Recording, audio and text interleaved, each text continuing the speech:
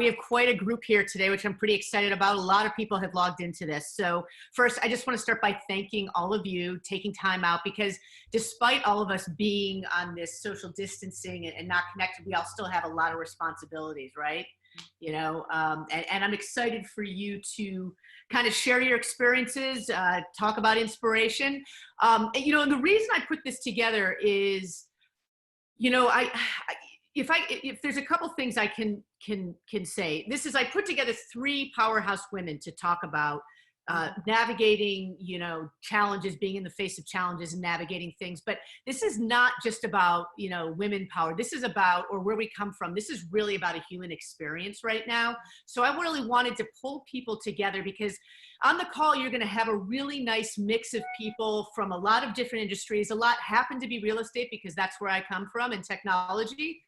And so, you know, our business itself has come to a screeching halt. And, you know, and I was thinking about how to put this together. The 3 of you came to mind. I've seen all of you in action, and I was inspired by it and have been inspired by all 3 of you.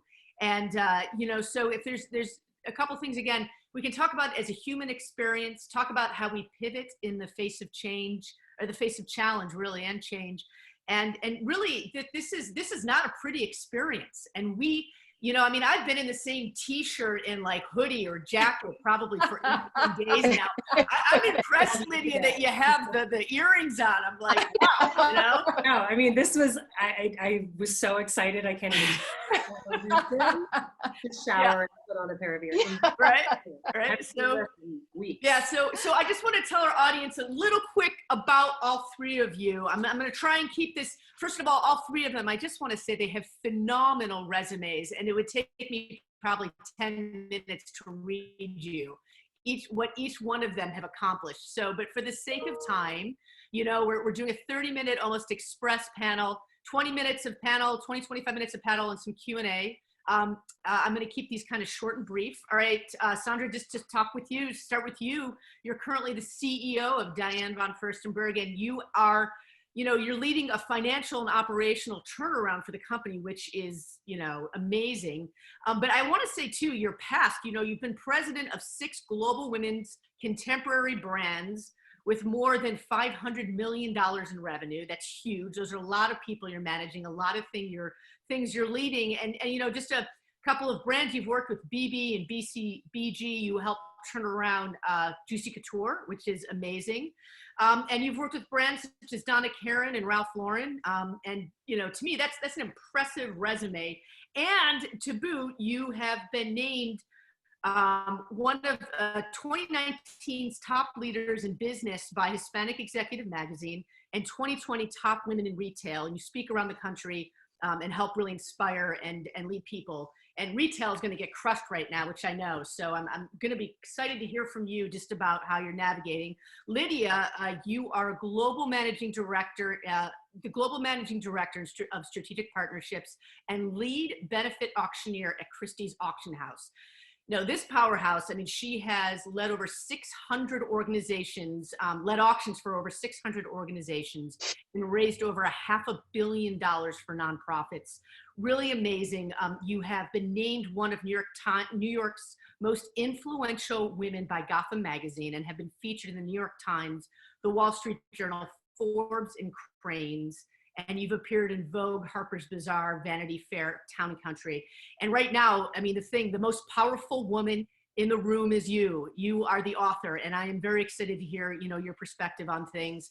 And finally, Lisa, you know, we're bringing a wellness and more spiritual perspective into this, right? So you're the CEO and founder of Food, Body, Soul. You have your master's from Oxford, you know, in classic archaeology. And you have moved things into the wellness industry using your studies. You know, you have, you create culinary driven experiences that nutritionally and energetically lift up audience and clients. And that's what kind of like, you know, you have that spirit about you, which is beautiful.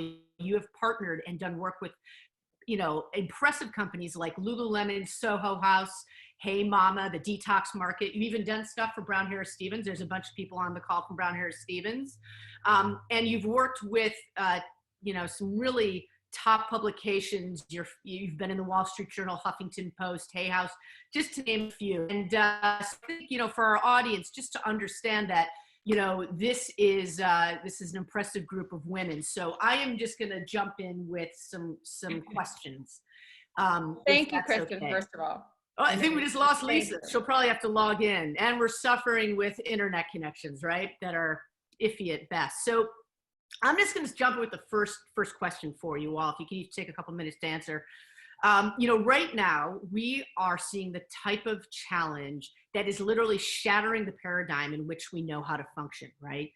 And so as leaders, what strengths within yourself are you reaching for to navigate this change in our world? I mean, Sandra, you've got a whole company you're navigating. Lydia, you do auctions and you have a book, and how are you doing auctions? And Lisa, I know I'm just back. I know. The phone's been ringing off the hook for you with clients and how to, shift and manage and meeting with them, because you work around some sensitive topics. So, Lydia, can I hear from you first? Would that be good? Yeah, absolutely.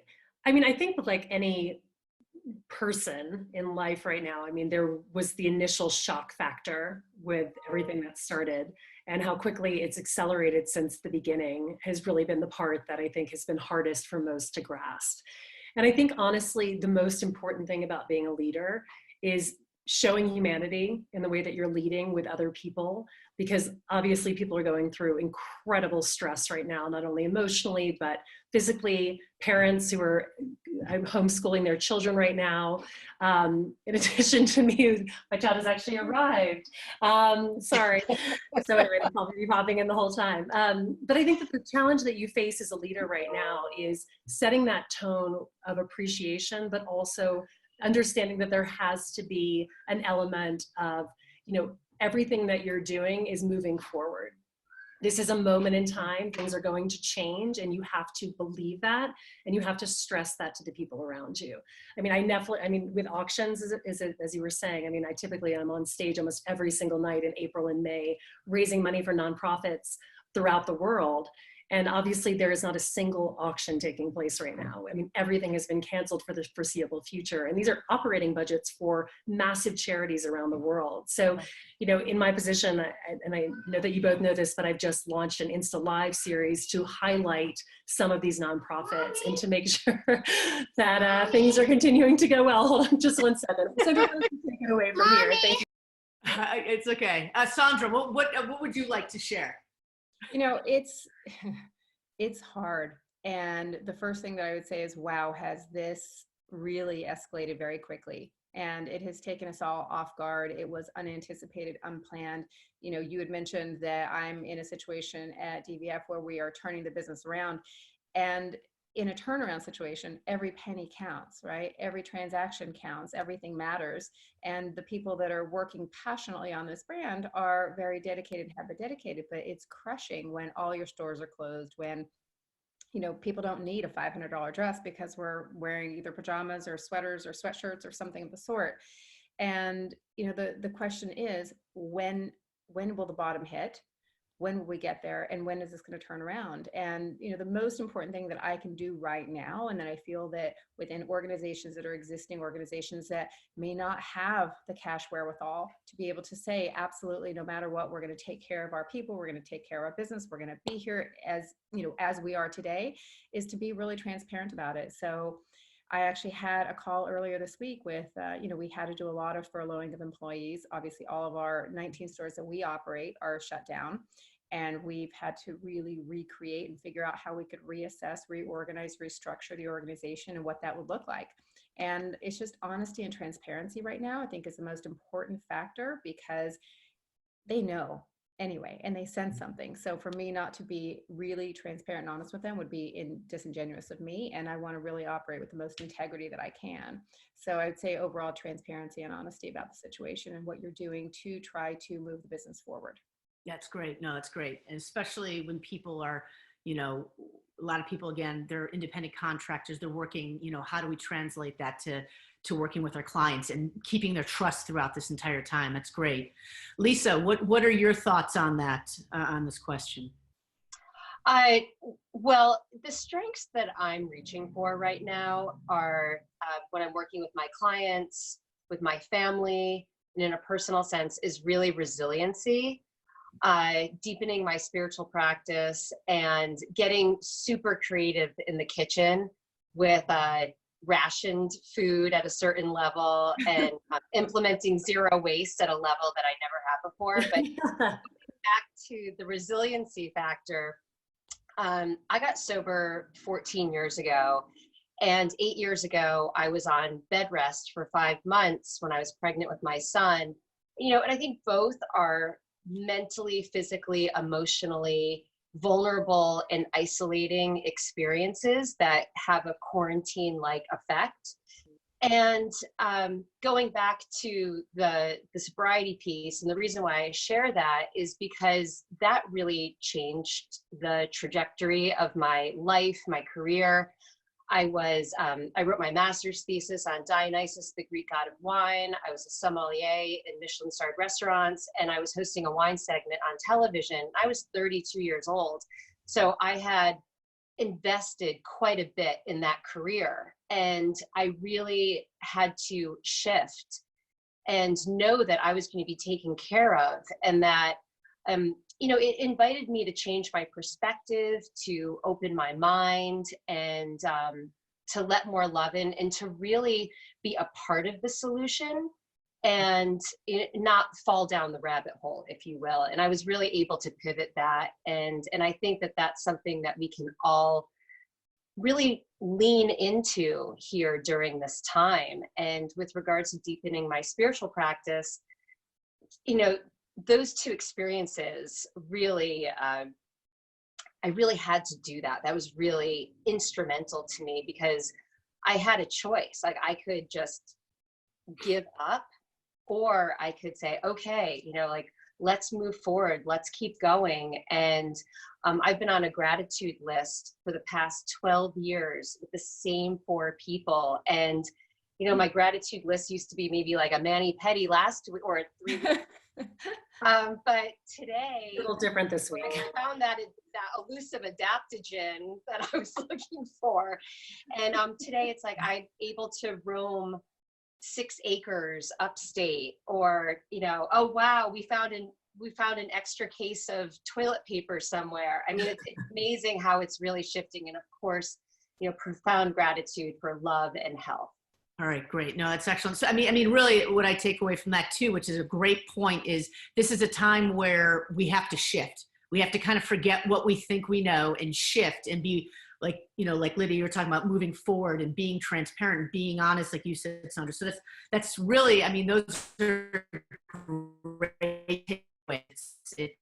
That's great. So the next question I have for you is, all right, so let's talk about the fact that this is not, I think it's really easy to sit and listen to people, talk about like, what do we do to shift and change? But this has been real. I mean, I talk to a group every day, and some of the best moments people shared is when they said, you know what, I am out of my mind. I don't even know what to do right now, right?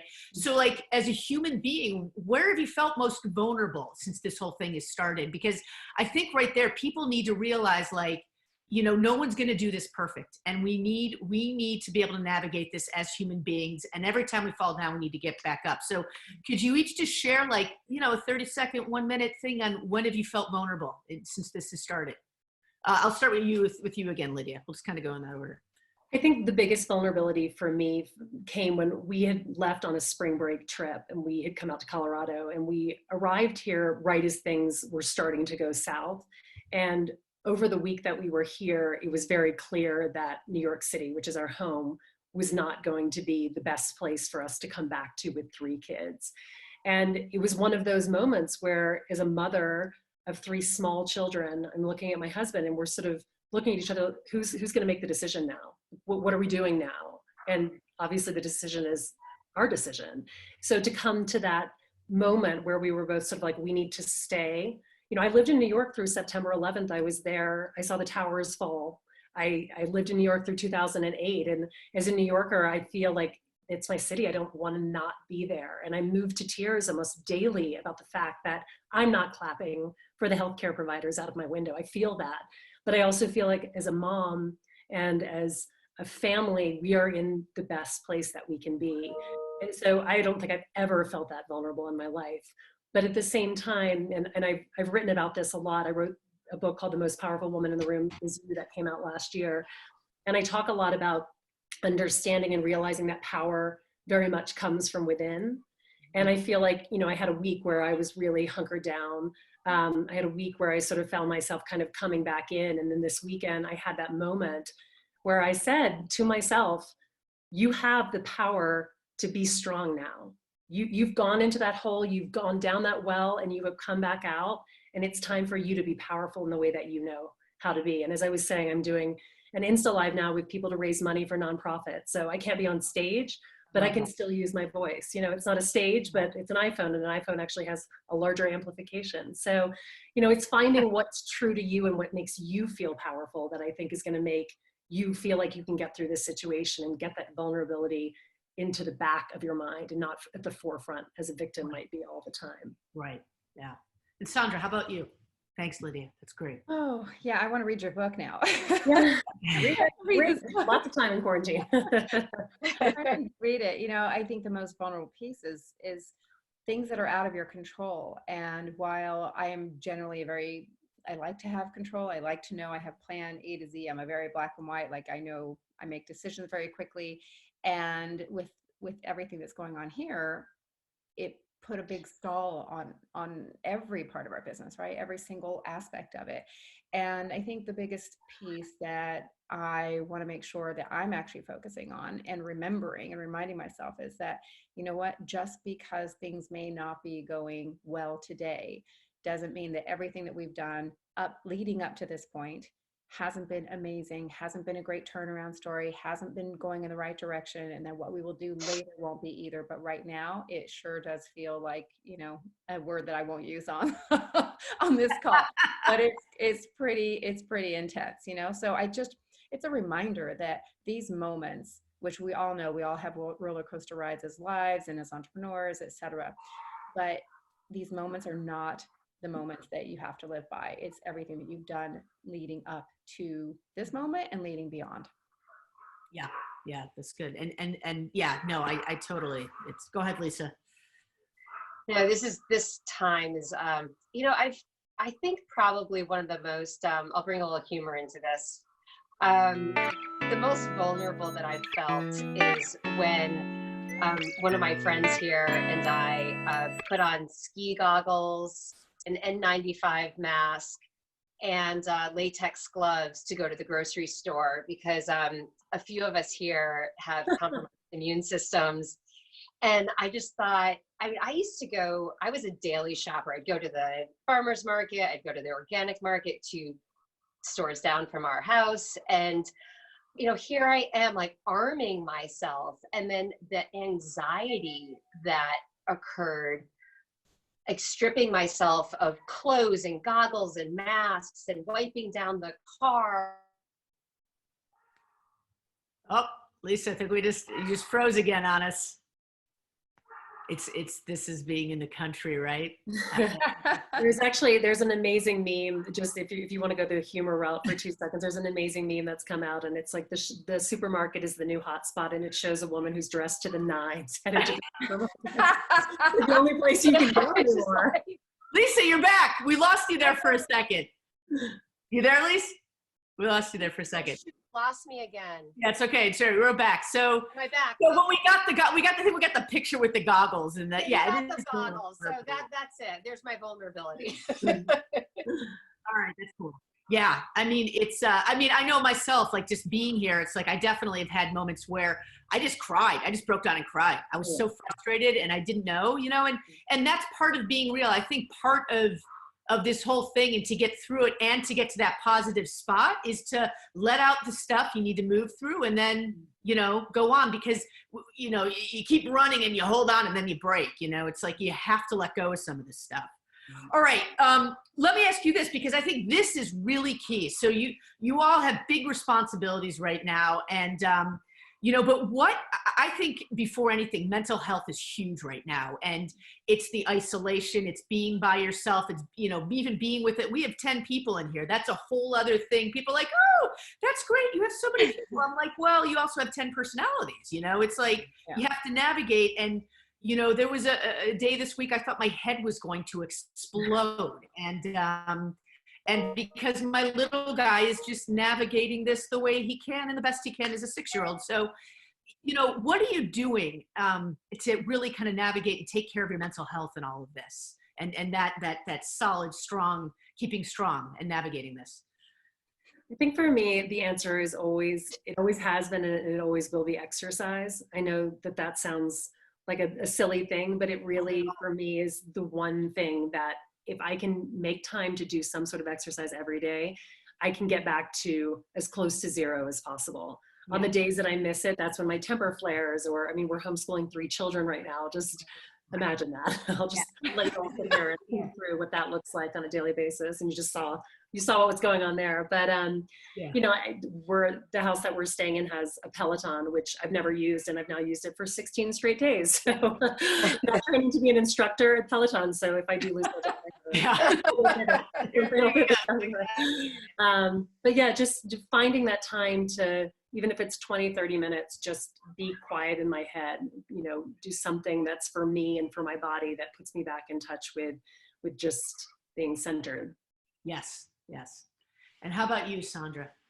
So I'm going to take a little bit of what both of you, well, actually, Lisa, what you said earlier and what Lydia just said, but for sure, one is being grateful, because I'm upstate at a farmhouse that I have, but I moved in a year ago, and I did not want this to be a house that I would move in and not do any of the work on it until years later. I just wanted to get it done. So I really pushed to get things done, and I added a couple of bedrooms, I added a bathroom, and I did this and that, and I added a gym, and thank God, because we are here now. I have 3 kids myself, a 20, 18, and 16-year-old, my 20-year-old's boyfriend, my partner, 2 dogs, a cat, and we need the space. So I'm grateful that we have it. We need the gym because we all use it every day. And I'm so thankful for the mirror, by the way. And I do go down to really, like I said before we even got on this video call, I do go down to the horses, and just taking care of somebody else on top of my kids, but I'm kind of used to that. Like taking care of the horses, I think has helped me really just detox a bit, and then I can come back and get back to the stress of the day. Right. So it's this, so I'm hearing is like the exercise, and then yours happens to be horses, but like something that soothes you and grounds you and just lets you kind of go to a different spot. Totally. You get with the horses. Animals for me, like, by the way, this is a semi-new thing. I've been an animal lover for only the past 5 years. So, but now I'm like an obsessive rescue animal lover. So yes, I think just the fact that they just love unconditionally and are just so there, that has really helped me. That's excellent. Great. And Lisa, love to hear what you're doing.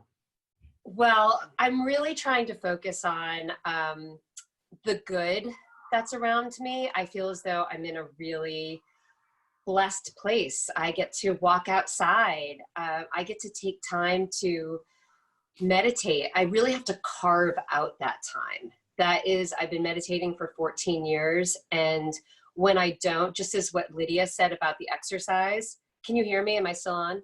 Still on, yep. Okay.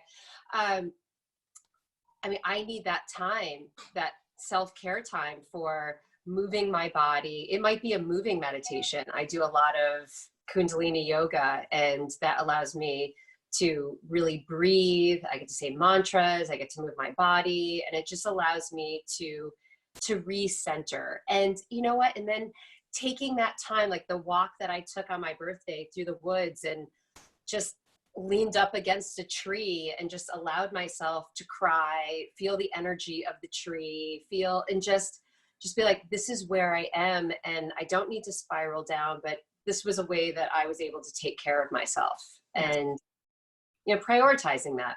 Yeah, that's great. No, that's great. That's excellent. So I want to be able to open this up for questions from the audience.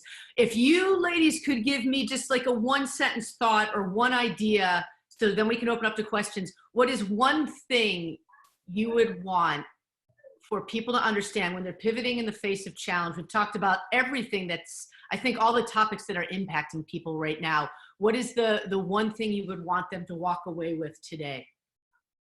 I just think you need to remember what is happening today is not indicative of what is happening for the next 40 days of your life. It is not indicative of what's happening for the next 80 days of your life.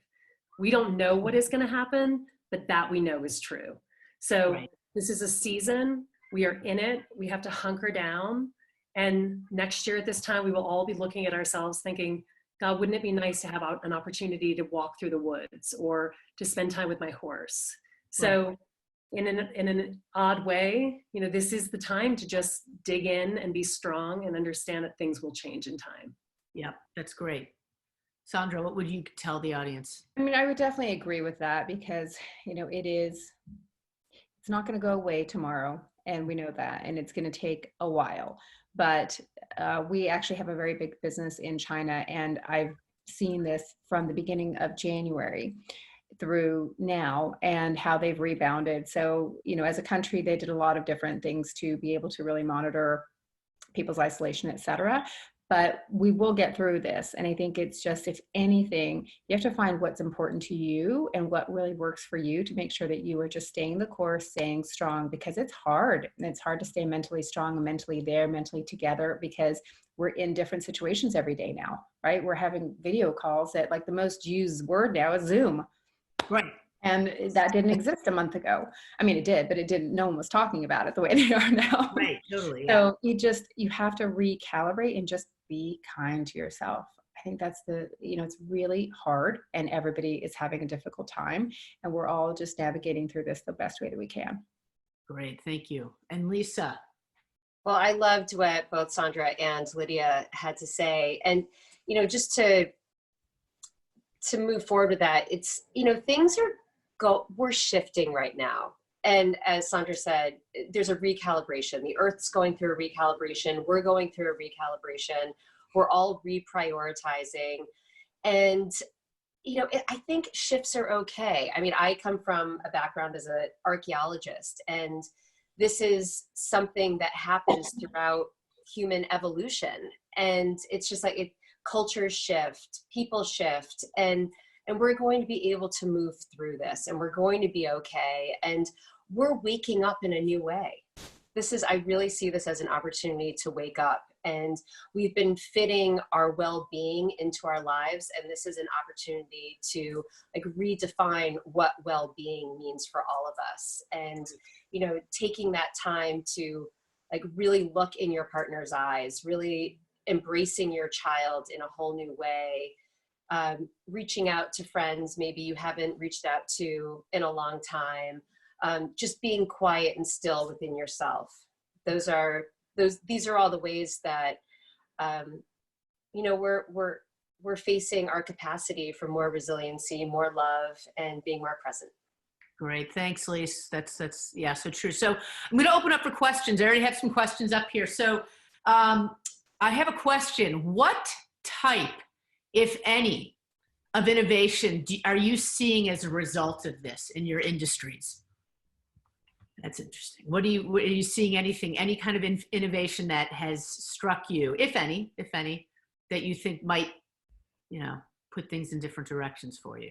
I think in the art world, especially, Christie's is a 260-year-old company, and we, for the first time, have really been pushed to digital. I mean, we as a company, I think, have really for a long time just sort of said, we're really good with what we're doing. It's worked for this long. And all of a sudden, over the course of 2 months, I mean, we are completely shifting our digital strategy. Our private sales and online are becoming the focus of our business for the rest of the year, because otherwise we can't sell art. So it's almost forced us to do something that we've needed to do for a long time. It's been a very interesting exercise these past couple of weeks, and it'll be interesting to see what happens. But massive art fairs are going online, galleries are going online. So hopefully it doesn't all end up online forever, but I do think it was a necessary moment for us to allow art to a larger population and public. Right. From a retail standpoint, obviously everything's changed right now. But again, part of it having come from the challenges and the changes that took place and have taken place in China, where live stream is incredibly important. Social selling is very important. And those are ways in which they've been rebounding, even without going out every day and without going into malls every day, because they're really not fully back into the malls. But they are shopping though, but they're doing it in different ways. So live streaming is important, as I mentioned. That's probably the most innovative right now that I've seen. But there's things that we were doing before and pre-corona that I think are still going to be important. I think no matter what, people are going to be focused on female-founded businesses because that's very important and it will continue to be so. People will be continuing to be focused, and probably more so now, community. And being aligned with a brand, an individual organization, et cetera, that they feel really aligned with, that they believe in their ethos, that they believe in their mission, that they feel connected with. So messaging is incredibly important now more than ever, because how you communicate, what you say, the sensitivities around that, all of that will define who you are as a person, as a brand, as an organization. So those are things that I think were kind of being developed that will just get stronger, and some things that have come from what I've seen out of China. Excellent. It's interesting. I have Lisa, do you want to answer? Because I actually have a question for you, Lisa, from someone, which I think is interesting. Okay, go ahead. Okay. So Lisa has a background in archaeology, and I didn't get into that too much, but she has a master's in archaeology and she studied ancient cultures. So if we can preface it with that, it was asked, as someone with a background in archaeology, can you speak to past events in human history that have some commonalities with what we are currently seeing and going through?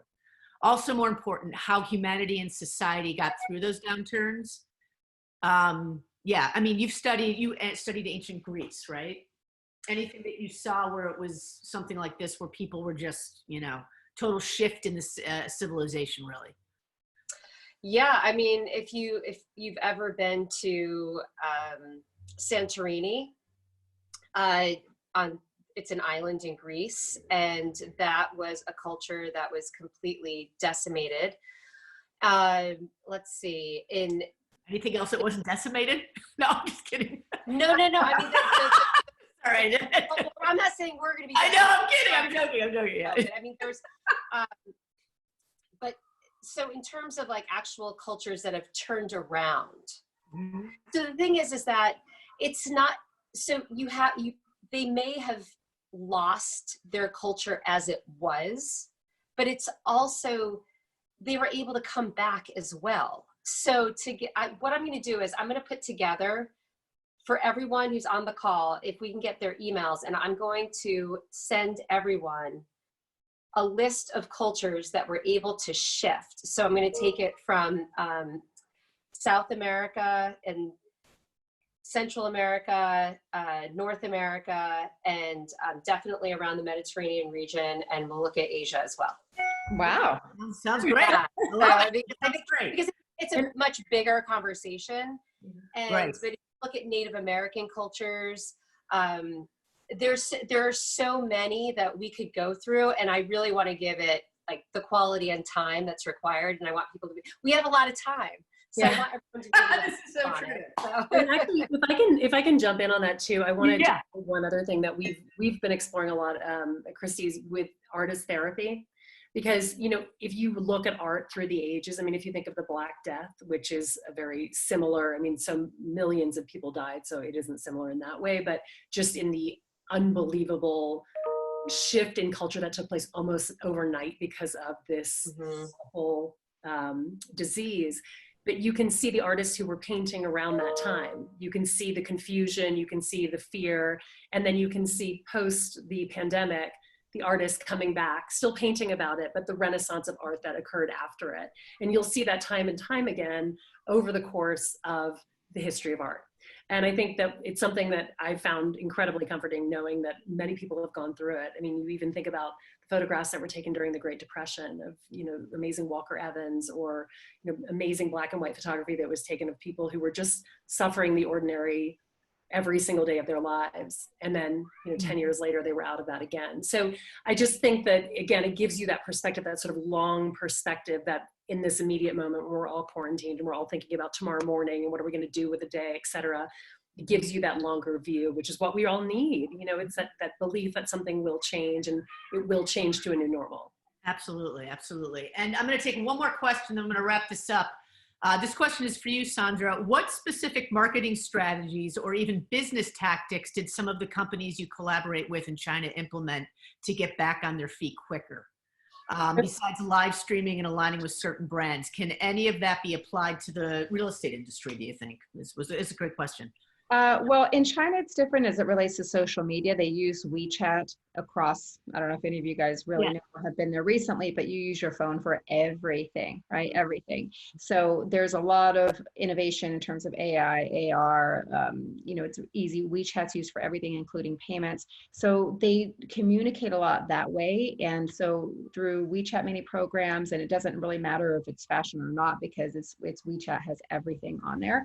So through social media, the ability to really take a message and coherently put it together, visually put it together through the narrative, that's how they were doing it and just passing it back and forth. So in a way, it's that social selling piece of passing it on, and they do it through social media that way. So I don't know if that answers the question or not, but that's been the most significant thing that we have seen. Obviously, they have huge platforms like Tmall, which is Alibaba owned, and Tmall has just, tens of thousands of different brands on there, and you can go on there to find anything you want. But the way that you break through the noise is really being able to connect with the auditory, the visual, and the narrative for everything. So I think that goes, even if it's real estate, if you look at what's happening even now. I, by the way, have a friend who sold me this house. He sold 3 houses last weekend in Hudson. I'm like, who's buying homes right now? Everyone wants to leave. Anyone who lives in New York City is buying a home. And he sold another one yesterday. I was like, whoa, he is on fire during this time. So it's wild. Well, that's a whole other conversation. And the truth is actually, there's a house that we had our eye on too that sold, like they hadn't sold in 6 months, and boom, all of a sudden it sold. But it's you know what he did? He did it through video. Yeah, I guess so. He did it all through video, because people weren't seeing it. So it's incredible. So I think those type of social interactions and providing that storytelling is going to be across multiple industries. Yeah. So, all right, that's a great answer. All right, I'm going to do one more just because then I'm going to wrap it up because we have our time. So, and I appreciate everybody's time. Lydia, I was asked, can you recommend any good up and coming artists? Oh my gosh, I'd get in trouble if I did that. I mean, I can't give you insider information. I'll tell you a few of my favorites. I'm not saying this on behalf of Christie's. I think that, we as a company would support any artist that you choose to collect. But there's an amazing artist. I grew up in Louisiana. There's an amazing artist named Mallory Page, who is huge right now, not only in Louisiana, but gaining a lot of notoriety on the international sort of scale. And I think she's the person right now who I have my eye on the most because I absolutely love her work. So I would say keep an eye out for Mallory Page. All right, I'll keep an eye out for Mallory Page. Okay, so we do, what I'd like to do is I'm going to get more questions from people. I'm going to forward them over to the panel. And, I just can't, cannot thank you all enough for taking the time out today.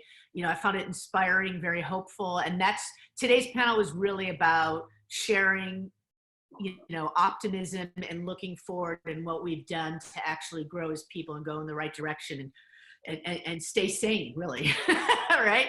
So, so I thank you all. And for the audience, I really appreciate your time. We do have one more panel tomorrow, same time at 3:15. This one is going to be about leveraging a luxury brand across digital media. And we will be hosting the head of global communications for YouTube, and a woman who is now the CEO of a media company, and she used to help run the verticals on Instagram and Facebook, so she understands how the advertising works. And finally, a gentleman who is the Chief Creative Officer for Air Paris, which is a global, actually, Chief Creative Officer who has actually brought brands like Valentino and Giorgio Armani forward with their brand strategy from old generation to next generation. He's brilliant.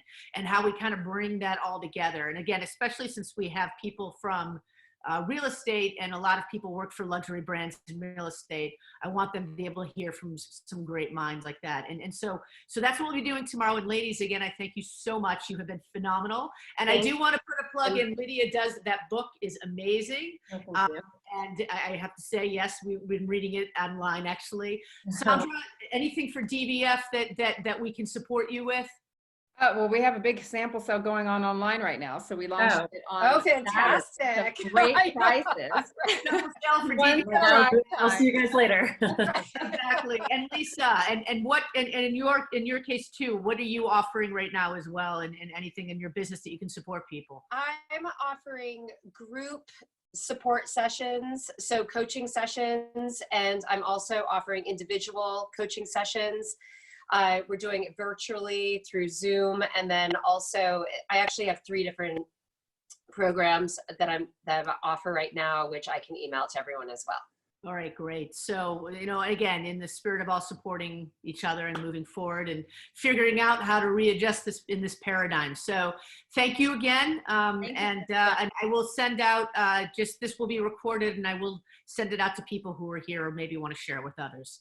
So thank you all again for your time, and have a great day. Here, we have to Thank you, everyone. Hold on. Oh, yeah. You want to take a picture? Ready, one, picture of us? All right. All right. Hold on, one more. Thanks, ladies. Thank you. Okay. Bye. Bye. Bye.